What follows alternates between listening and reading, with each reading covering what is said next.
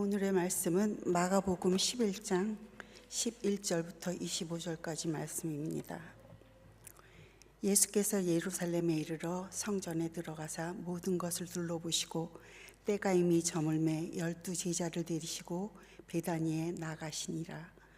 이튿날 그들이 베다니에서 나왔을 때 예수께서 시장하신지라.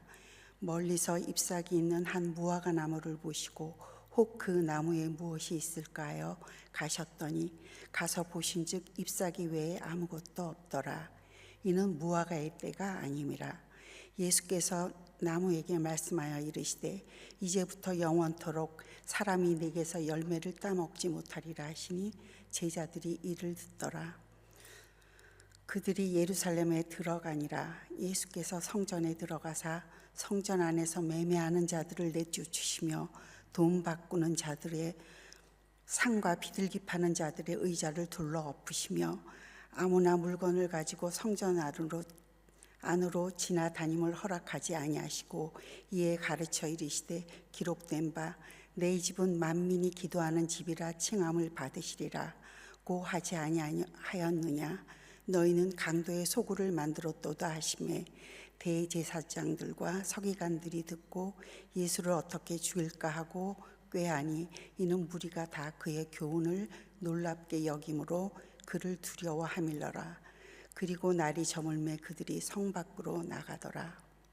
그들이 아침에 지나갈 때에 무화과 나무가 뿌리째 마른 것을 보고 베드로가 생각이 나서 여짜오되 라삐여 보소서, 저주하신 무화과 나무가 말랐나이다. 예수께서 그들에게 대답하여 이르시되 하나님을 믿으라. 내가 진실로 너희에게 이르노니 누구든지 이 산더러 들려 바다에 던지리라 하며 그 말하는 것이 이루어질 줄 믿고 마음에 의심하지 아니하면 그대로 되리라. 그러므로 내가 너희에게 말하노니 무엇이든지 기도하고 구하는 것은 받은 줄로 믿으라. 그리하면 너희에게 그대로 되리라. 서서 기도할 때에 아무에게나 혐의가 있거든 용서하라. 그리하여 하늘에 계신 너희 아버지께서도 너희 허물을 사하여 주시리라 하시니라. 아멘. 예수님께서 이제 예루살렘에 입성하는 날입니다. 그리고 나서 오늘 읽은 본문은 주일날 입성해서 이제 그날 오후에 저녁 때 이제 성을 나오셨죠. 그리고 베다니에서 하루 주무셨습니다. 아마 베다니에 나사로 집이 있잖아요. 마리아, 마르다, 나사로, 아마 거기에서 주무시지 않았을까. 거기서 주무시고 이제 다시 성으로 들어가는 길가에 이 마가복음에는 오늘 읽은 그 마가복음은 구체적으로 안 나와 있지만 마태복음에는 구체적으로 나와 있습니다. 길가에 무화과 나무가 있는데 아주 그 잎사귀가 무성한, 그런데 무화과 철은 아닌데 이상하게도 그 나무는 잎사귀가 무성했다 그랬습니다. 그래서 예수님께서 시장길을 느끼셨는지 아니면 교훈으로 가르치려고 했는지 그 나무 있는 잎사귀가 무성한 나무 가서 헤쳐보니까 열매가 없어서 예수님께서 이 나무는 앞으로 평생 열매를 맺지 못하고 마를 것이다. 어떻게 보면 저주지요, 진노지요 했습니다. 다음 날 또 다시 그 나무 옆을 지나갈 때에 그 나무가 아주 예수님 말씀대로 하루 만에 다 뿌리채 말라버리는 것을 발견한 그 사건이 오늘 이 본문의 말씀입니다. 그런데 오늘 우리가 늘 읽으면서 이해하기 힘든 말이에요. 오늘 13절 말씀에 뭐라고 되어 있습니까? 여기에 13절 말씀에 이렇게 표현합니다. 멀리서 잎사귀 있는 한 무화과 나무를 보시고 혹 그 나무에 무엇이 있을까 하여 가셨더니 가서 보신즉 잎사귀에 아무것도 없더라. 이는 무화과의 때가 아님이라. 자, 이해하기가 어려운 게 납득하기도 어려워요. 무화과가 열릴 철도 아닌데 예수님께서 그것도 모르시고 무화과가 열렸나 안 열렸나 내가 먹어야겠다 해서 가봤더니 없어서 그 나무를 저주하고 마르게 했어요. 자, 이해가 안 돼요. 어떻게 예수님이 그렇게 좀 매정할 수 있을까? 아니, 철도 아니면 당연히 안 열리는 거지. 만약에 우리 겨울에 뭐 사과나무에서 사과 열매기를 바라는 것과 똑같은 이치란 말이지요. 자, 그런데 예수님은 그런 이치를 가지고 무화과 나무를 가서 봤더니 없다고 하는 겁니다. 자, 오늘 여기 말씀에 보면 이 열매가 달리지 않은 나무에 대해서 예수님께서 심판하고 진노한 사건입니다. 그런데 우리가 가만히 보면요, 예수님께서 이렇게 기적을 베푸실 때는 거의 다가 긍정적인 사건을 일으켰어요. 예를 들자면 눈 감긴 장님이 눈을 뜨게 했다든지, 손이 말라서 구부러 있는 사람을 피게 했다든지, 아니면 풍랑이 일어서 배가 빠져가려고 할 때에 풍랑을 잔잔케 했다든지, 심지어 죽은 사람을 살리게 했다든지, 이게 전부 다 나쁜 상태에서 좋은 상태로 바꿔주셨잖아요. 긍정적인 기적이잖아요. 그런데 유독히도 오늘 사건은 하루 만에 그 입이 무성한 나무를 완전히 초토화시켰어요. 메마르게 해버렸어요. 이 긍정적인 기적을 일으킨 게 아니라 부정적인 기적을 일으킨 것을 볼 수 있습니다. 여러분들, 하나님께서 주시는 기적이라고 하는 의미 속에는요, 좋은 현상으로 바뀌는 것만이 아니라 나쁜 현상을 통해서도 하나님께서는요, 거기에 놀라운 하나님의 뜻을 알려주셔요. 이 메마르게 해버린 나무에 무슨 뜻이 있을까? 그런데 알고 보면 예수님은 거기에 깊은 뜻을 담고 계셨던 겁니다. 여러분들, 우리가 그래요. 좋은 일, 아픈 사람이 낫고 뭐 어려운 데서 사업이 부도났는데 일어나고, 이런 좋은 일만 하나님의 기적이 아니라 지진이 일어나고 빌딩이 무너지고 사고가 나고 또 쓰나미가 몰려와서 수만 명이 죽고 하는 그 부정적인 놀라운 사건 속에서도 하나님의 간섭, 하나님의 심판이 들어있고요, 하나님의 뜻이 들어있는 거예요. 그래서 그 속에서 우리가 하나님의 뜻이 무엇인지 찾아낼 수 있을 때, 그게 바로 열매 맺는 사람의 모습입니다. 제가 한국 가서 서울 삼성병원, 그 일원동의 삼성병원 가서 설교했다 그랬잖아요. 제 자랑이 아니라 하고 났어요. 그래서 그 다음날 거기에 목사님이 전화 왔어요. 여태까지 그 교회가 세워진 이후로 오늘처럼, 그러니까 제가 갔다 오고 그 다음 주일날 오늘처럼 예배드리러 꽉 찬 적이 없대요. 왜냐하면 그분들이 와서 지난주일에 저를 찾는 게 아니라 췌장암 걸렸다가 나은 그 목사님이 왔다고, 와서 설교했다 그러는데 그분 보러 왔다고, 그분도 오늘 오냐고. 근데 이미 저는 뭐 여기 와 있으니까요. 그 사진을 찍어서 보내줬는데, 목사님, 그 통로에다가도요, 새로운 그 접이식 의자도 더 놔야 앉을 만큼 여태까지 자기가 보인 것 중에서 최고로 많이 왔다고. 그분들이 저를 보러 왔겠어요? 아니죠. 췌장암에서 어떻게 살아났는지 그걸 보러 온 거지요. 어떻게 하면 나 같은 암 환자도 살아날 수 있는지 그걸 보러 온 거예요. 그러니까 제가 어때요?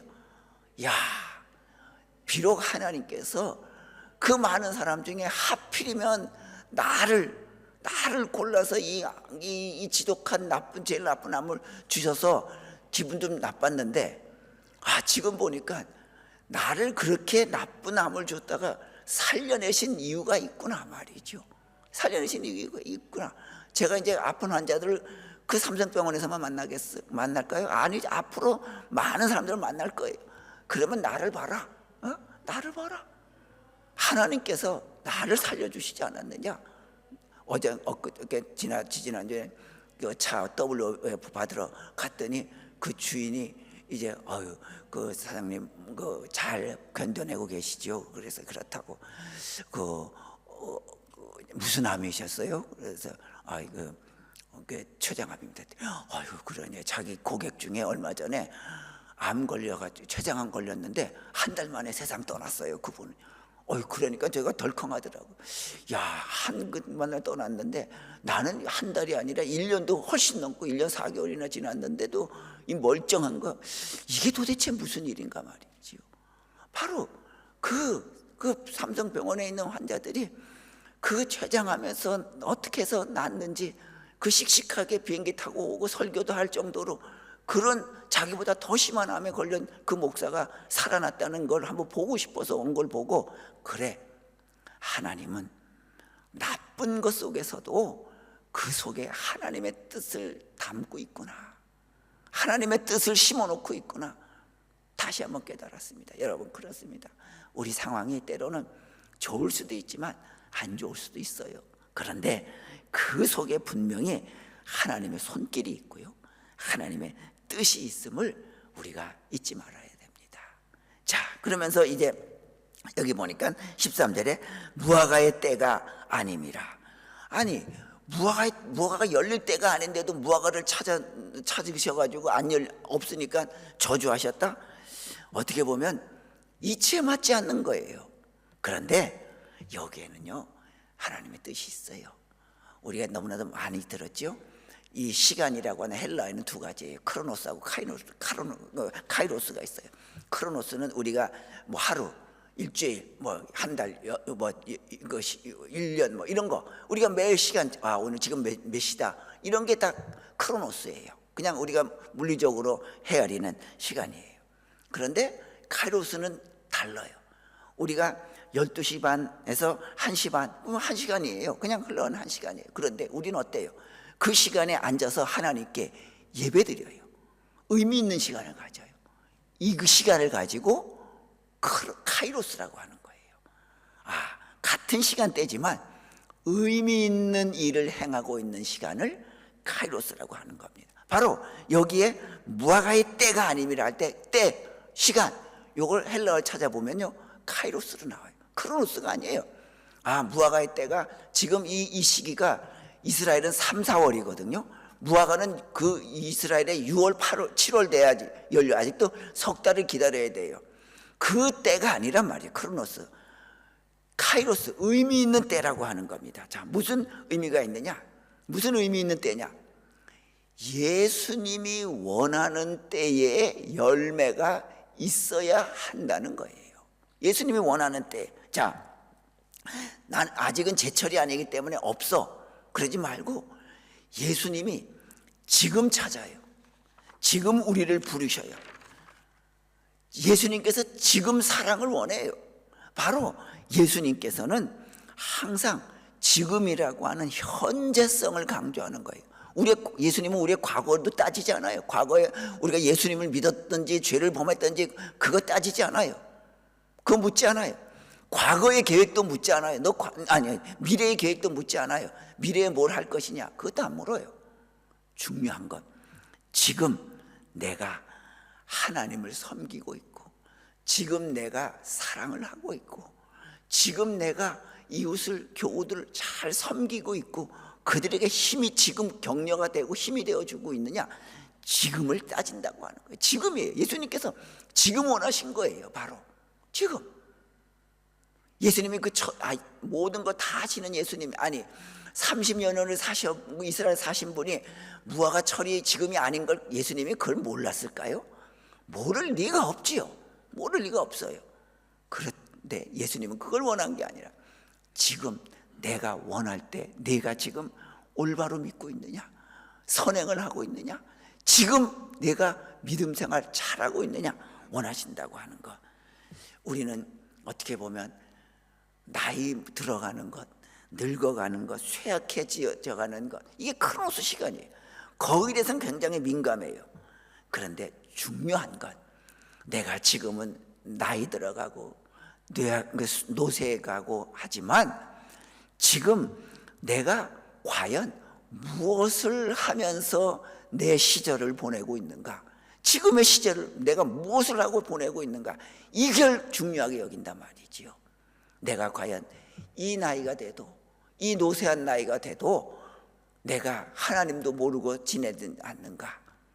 그러나 우리는 이 노쇠한 이 크로노스 시간에 살지만 하나님을 의지하며 살기에 우리는 지금 열매 맺혀 있는 존재란 말입니다. 그래서 이제는 우리 그래 내가 나이가 들어서 이런 얼굴도 주름살이 많고 뭐 그런 걸음걸이도 씩씩하지 못하고 크로노스 시간에 매몰되는 것이 아니라 그 시간에 내가 하나님을 위해서 어떻게 살아가고 있는지 여기에 더 열매 맺는 우리가 될 수 있기를 바랍니다. 또 여기에 보면 무화과의 때가 아니라 그럴 때 한 잎사귀가 있는 한 무화과 나무 13절에 보면 잎사귀 있는 한 무화과 나무 그랬습니다. 피그트리라 그랬습니다. 무슨 말인 거 아니에요? 지금 이스라엘의 3월달이면 이거 부활절 이 시간 고난주간 이 시간 기간이면 무화과가 잎사귀라고 할 것도 없어요. 그냥 움이 트는 정도예요. 그 시절이에요. 그런데 이상하게도 피그 한 나무만큼은 이제 길가에 햇볕을 많이 받아서 그런 건지 누가 나무에다가 그 영양분을 준 건지 그 나무만큼만은 잎사귀가 무성해요. 다른 나무들은 겨우 이제 새순이 돋을 정도인데 말이죠. 자, 그렇다고 하면 다른 나무에 비해서 잎사귀가 무성하다고 하면 그러면 열매도 있어야지. 마치 다른 나무에 비해서 나는 너희들과 다르다. 너희들은 이제 겨우 움이 트지만 나는 이렇게 잎이 무성하다라고 자랑하고 있지만 그 속 안에는 열매 하나 없는 그저 보기에만 무성한 그런 나무란 말이죠. 그런 의미예요. 한 잎사귀 있는 나무란 그런 뜻이란 말입니다. 여러분, 그래요. 예수님께서는 생각하실 때 그래 철을 무시하고 때를 무시하고 잎사귀가 무성했다고 하면 거기에 걸맞는 열매도 맺어야 되지 않겠냐 말이죠. 열매는 안 맺으면서 괜히 잎사귀만 무성해서 남들에게 부러움만 사게 하는 그런 모습을 예수님께서는 허락하지 않는다고 하는 겁니다. 바로 예수님께서 말씀하시는 것은 신앙에서 가장 문제가 되는 것이 바로 뭐냐면 이런 위선이에요. 마치 열매가 있는 것처럼 다른 나무에 비해서 열매가 있는 것처럼 잎사귀만 무성해요. 그러나 결국 거기에 열매는 아무것도 없는 위선, 성경에 말하면 외식, 그거예요. 자, 성경에 보면 예수님께서 바리새인들을 책망하고 꾸짖었어요. 그들이 죄를 져서 그럴까요? 그들이 나쁜 짓을 해서 그럴까요? 아니에요. 누구보다도 더 많이 기도하고 누구보다도 철저히 율법을 지켰어요. 그런데 그들이 사람들보다 악해서 책망한 것이 아니라 그들은 그 잎사귀만 거룩한 척 했던 모습, 기도는 많이 하는 것처럼 시간 맞춰서 꼭꼭 하는 것처럼 했지만 그들 속에는 위선이 가득했다고. 그것 때문에 예수님께서는 바리새인들을 책망한 겁니다. 1453년에 이탈리아 수도인 콘스탄티노플 아주 중세 기독교의 카톨릭 그때 기독교죠. 그때 개신교가 없었으니까 기독교의 본산이죠. 콘스탄티노플에 지금 이 이슬람 터키 제국이 쳐들어왔어요. 이제 이 싸움에서 지면 수백 년 동안 이 서양은 회개도 이슬람 국가의 지배를 받아야 돼요.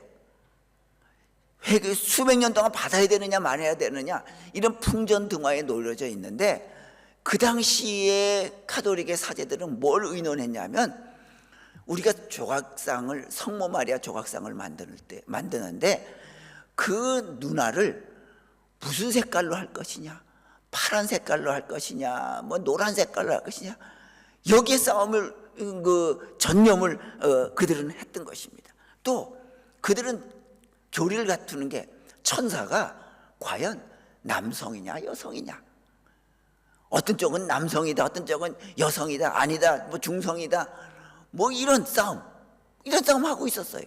또 성수, 그 카톨릭에서는 이렇게 말하면 어떻게 물을 뿌리잖아요. 뭐 손에다 물을 담그고 이 성수에 파리가 빠졌다. 그러면 그 파리는 이 거룩한 물에 빠졌기 때문에 그 파리가 거룩하게 되었느냐 아니면 그냥 파리일 뿐이냐, 이것 가지고 논쟁을 하던 시기 있어요. 지금 이슬람들이 쳐들어와서 나라가 존재하느냐 망하느냐인데 말이죠. 이게 뭐예요? 이게 바로 무성한 나무만 있고 겉으로는 입만 무성한데 위선으로만 가득 찬 신앙인의 모습이라고 하는 것입니다. 우리는 혹시 그러지 않을까요? 혹시 우리는 무엇이 되기보다는, 내가 어떤 존재가 되기보다는 어떻게 보이느냐에 더 우리는 관심을 갖고 있지는 않는지요. 우리 그래요. 내가 행복하게 되는 게 중요하잖아요. 그런데 그것보다도 남에게 내가 얼마나 행복하게 보일까, 거기에 관심 가져서 뭐 자기 과분하게 뭘 산다, 뭐 치장한다, 뭘 한다, 이게 얼마나 불쌍한 거예요. 또 우리는 내가 선한 존재가 되어야 되는데, 선한 존재가 되기보다는 남에게 선하게 보여지기를 원한다고 하면 그거야말로 무성한 잎사귀만 무성한 열매 없는 무화과랑 똑같다고 하는 것입니다. 이 위선, 이 독선, 우리가 정말 배격해야 하고 떨쳐버려야 될 것입니다. 그렇기 때문에 여러분들, 우리 믿음이라고 하는 것은 무슨 내가 무슨 큰 은사를 가졌고 무슨 열심히 믿는 열심히 남들보다 뛰어나다고 하는 것이 아니라 나를 통해서 그리스도의 향기가 나타나는 것, 이게 더 중요하단 말입니다. 나를 통해서 열매가 맺혀지는 것이 중요하단 말입니다. 어떤 열매? 내가 하나님의 사랑을 받았기 때문에 나도 남에게 사랑의 열매를 줘야 되는 거예요. 내가 남을 통해서 용서를 받았기 때문에, 내가 예수님으로부터 용서를 받았기 때문에 나도 남에게 용서의 열매를 보여줘야 돼. 내가 하나님의 은혜를 받았기 때문에 나는 겸손의 은혜를 맺혀야 되는 거예요. 그게 예수님께서 우리에게 원하시는 열매라고 하는 것 잊지 마시길 바랍니다. 그러면 예수님께서는 이 잎사귀는 무시했느냐? 그렇지 않아요. 잎사귀가 있어야 돼요. 그래야 열매를 맺히는 거거든요. 이게 바로 뭐냐면 예배라고 하는 것이 있어요. 어떻게 보면 형식입니다. 이것도. 그래서 예배 형식이 교회마다 조금씩 다 달라요. 이것 자체가 본질은 아니거든요. 그러나 예배의 형식도 중요한 거예요. 자, 보세요. 우리가 여기 콩껍질이 있어요. 콩이 있으면 콩이 처음부터 콩만 달리지 않잖아요. 처음에는 껍질이 생기지만 그 껍질에는 아무것도 안 달려요. 없어요. 콩이 안 달려 있어요. 껍질부터 생겨요. 점점 안에 있는 핵이 자라서 콩이 생겨요. 그래서 콩이 다 익으면 어째요? 우리가 따서 콩 껍질은 버리잖아요. 마찬가지입니다. 우리가 처음 예수 믿을 때 몰라요. 믿음이 돼서 몰라요. 아무것도 몰라요. 그래서 열심히 예배 참석해요. 열심을 내요. 이게 형식이에요. 콩 껍질과 같은 거예요. 그러다 보면 점점점 내 믿음이 들어서는 거예요. 그러다 보면 우리가 예배 드릴 때 형식이 조금 미숙해도 그건 큰 문제가 되지 않아요. 야, 예배는 이렇게 드려야 된다, 저렇게 드려야 된다. 옛날에 한국에서는 피아노를 교회 이쪽에다 넣어야 되냐, 가운데다가 넣어야 돼. 가운데 넣으면 뭐 피아노 저게 십자가가 가려진다 뭐 이래가지고요. 옛날 우리 어릴 때는 기타를 치느냐, 기타 치면 혼났어요. 장로님들한테요. 감히 교회에서 경건한 교회에서 기타로 그 찬송을 부른다고 말이지요. 지금 생각해보면 얼마나 어리석어요. 그래요. 예배의 형식은 내가 믿음을 키워가는 과정 중에서 굉장한 도구가 되는 거예요. 그러나 믿음이 내가 차오르면 예배의 형식이 좀 미숙하고 서투르더라도 그건 큰 문제가 되지 않습니다. 그렇기 때문에 우리는 항상 신앙생활을 할 때에 남의 외식을 의식하는 것이 아니라 내 속에 있는 콩과 같은 그런 본질적인 그런 우리의 믿음 간직할 수 있기 바랍니다. 자, 이렇게 그래서 이제 그 무화과 나무가 말랐어요. 자, 21절에 보니까 성경은 이렇게 말을 합니다. 베드로가 생각이 나서 여짜오되 라삐오 보소서 저주하신 무화과 나무가 말랐나이다. 자, 베드로가 생각이 나서 무슨 생각이 났어요? 14절 말씀에 이렇게 예수님께서 말씀합니다. 예수께서 나무에게 말씀하여 이르시되 이제부터 영원토록 사람이 내게서 열매를 따먹지 못하리라. 예수님께서요 그 전날 열매가 없는 걸 보고 이제 이 나무는 말라가지고 열매를 못 딸 것이다 라고 저주했어요. 그 다음날 다시 성으로 들어갈 때 그 마른 나무를 베드로가 봤어요. 그랬더니 베드로가 생각이 났어요. 어저께 예수님이 하신 말씀 베드로만 들었을까요? 제자들 다 들었어요. 그런데 유독히도 베드로만 어제 한 예수님의 말씀이 생각이 났다고 하는 겁니다. 여러분들 다른 제자들은 다 봤지만 어제 하신 예수님의 말씀이 생각이 안 났어요. 베드로만 났어요. 여러분들 바로 이겁니다. 우리가 살아가다 보면 사람살이에 살아갈 때 여러 가지 어려운 사건들 또 마음에 안 드는 상황들 재난들 불행한 일들이 많이 일어나요. 근데 중요한 거는 베드로처럼 그 메말라 버린 나무에서 거기에서 예수님의 말씀이 생각이 나야 돼요. 우리가 세상에서 재난을 보면서 산불 나는 걸 보면서 이게 무슨 뜻일까? 이게 뭘까? 하는 그런 예수님의 뜻, 하나님의 섭리가 생각이 나야 된다고 하는 것이에요. 그래서 여러분들 우리가 앞으로도 살아가는 동안에 우리 주위에 여러 가지 어려운 일이 겪고 이 지구상에 많은 어려움들이 있을 겁니다. 그때 여기에 분명히 하나님의 뜻이 있을 것이다. 그 뜻이 무엇일까? 한번 우리가 찾아보자 말이죠. 찾아보자 하는 그런 의미를 우리가 꼭 가져야 합니다. 바로 그럴 때 그 사람이 바로 베드로와 같은 사람들로서 생각이 난다 그랬습니다. 그럴 때 예수님은 뭐라고 반응했습니까? 22절 말씀에 예수께서 그들에게 대답하여 이르시되 하나님을 믿으라. 아니 나무가 마른 것을 보고 하나님을 믿으래요. 이게 무슨 말이냐면 그 밑에 23절에 이제 엉뚱한 얘기를 하십니다. 예수님께서 내가 진실로 너에게 이르노니 누구든지 이 산더러 들려 바다에 던져지라 하면 그 말하는 것이 이루어질 줄로 믿고 마음에 의심하지 아니하면 그대로 되리라. 그 무화과 나무 마르게 해놓고는 엉뚱하게 이 산들을 들려서 저 바다에 빠뜨릴 수도 있다. 믿음만 있으면. 이게 매치가 안 돼요. 자, 그런데 예수님께서 하신 의도가 있어요. 봤지? 내가 입이 무성한 나무를 진노하니까 다음날 말라버리지. 바로 내 말은 하나도 틀림없이 반드시 이루어진다고 하는 것을 말해주고 있는 거예요. 산더러 들려서 바다에 빠지라. 이것은 예수님이 한 말이 아니라 이스라엘에게 평범하게 어려운 일이 있을 때마다 이 산이 들려서 하나님은 저 바다에 빠뜨릴 수도 있는 하나님이다. 이걸 이스라엘 사람들은 다 알고 있는 그런 얘기예요. 그런 얘기예요. 바로 하나님을 믿는 믿음만 올바로 가지고 있으면 이 세상에서 무서운 일이 없단 말이에요. 여러분 그렇습니다. 우리 예수님은요 철이 지나친 철이 아닌 그 무화과 나무를 저주하면 그 다음 날로 마르게 하시는 분이에요. 그렇기 때문에 여러분들 우리 꼭 기억하십시오. 하나님의 말씀은 불가능이 없다고 하는 겁니다. 이루지 못할 것이 없다고 하는 겁니다. 그러기에 우리는 철저하게 하나님의 말씀을 의지하는 그런 우리가 돼야 합니다. 그런데 뭐라고 말씀하셔요? 여기에 성경은 이렇게 말합니다. 24절에 그러므로 내가 너에게 말하노니 무엇이든지 기도하고 구하는 것은 받은 줄로 믿으라.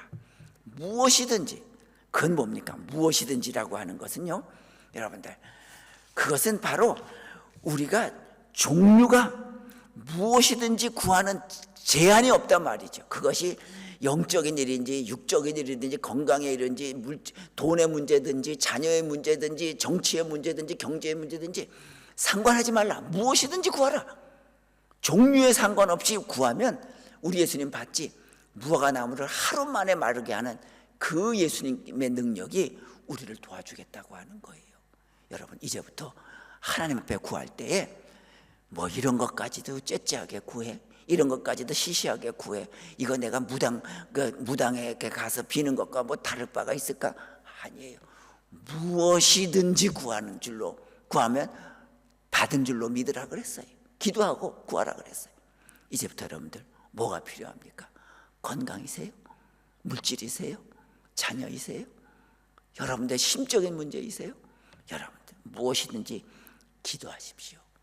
그러면 내가 반드시 산을 바다에 옮기는 것처럼, 불가능해 보이는 너희들에게는 불가능하지만 나에게는 아무것도 아니다, 하나님께 내가 이루어 주겠다고 하는 거 기억하면서 이 종료주일에 예수님께서 이 무화과 나무를 통해서 주시는 그 귀한 기도의 의미, 믿음의 확신 꼭 가지시고 우리 주님을 더욱 붙들어 살아가는 우리 모두 되시기를 주님의 이름으로 부탁드립니다. 기도드립니다.